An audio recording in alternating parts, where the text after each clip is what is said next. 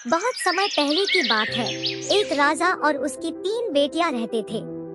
एक दिन राजा ने जानना चाहा कि उसकी कौन सी बेटी उसे सबसे ज्यादा प्यार करती है।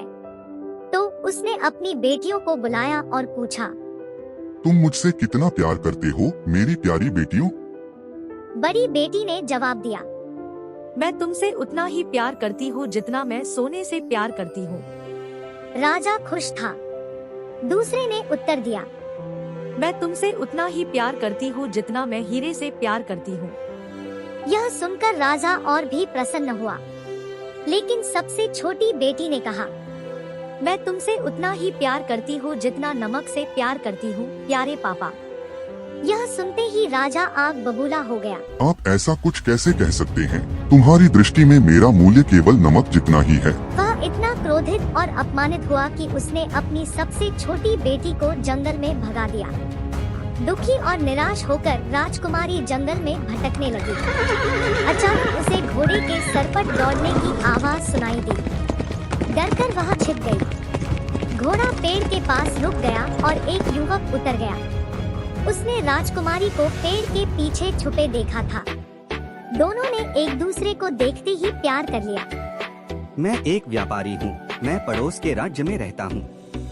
तुम इस घने जंगल में अकेले क्या कर रहे हो? तब राजकुमारी ने अपनी व्यथा कथा सुनाई। मैं अपने पिता से बहुत प्यार करती हूँ, लेकिन वह नहीं समझते। चिंता मत करो, एक दिन वह समझ जाएगा।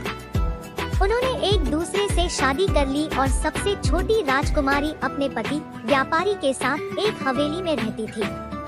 फिर एक दिन ऐसा हुआ कि राजा शिकार खेलते खेलते रास्ता भटक गया। 2 दिन तक वह जंगल में भटकता रहा। फिर भाग्यवश वह व्यापारी के महल में पहुंच गया।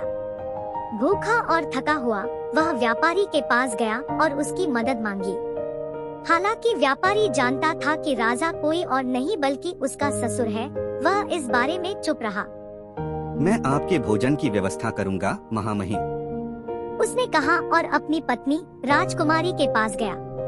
व्यापारी ने उसे राजा के आगमन के बारे में बताया और उसे एक दावत तैयार करने के लिए कहा। लेकिन याद रखें, सभी व्यंजन मीठे होने चाहिए। राजा को भोजन परोसा गया, जो वास्तव में भूखा था। सब कुछ मीठा होने के कारण राजा ज्यादा नहीं खा सकता था। कुछ और लो, कुछ और लो।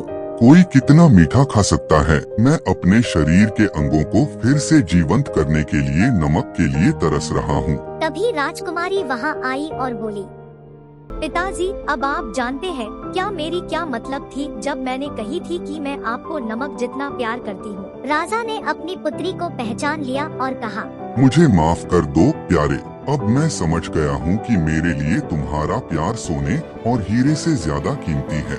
और राजा को अंततः अपनी सबसे छोटी और सबसे बुद्धिमान बेटी का मूल्य समझ गया। इसलिए हमें व्यक्ति की बातों का पूरा अर्थ समझकर उसके अनुसार आचरण करना चाहिए।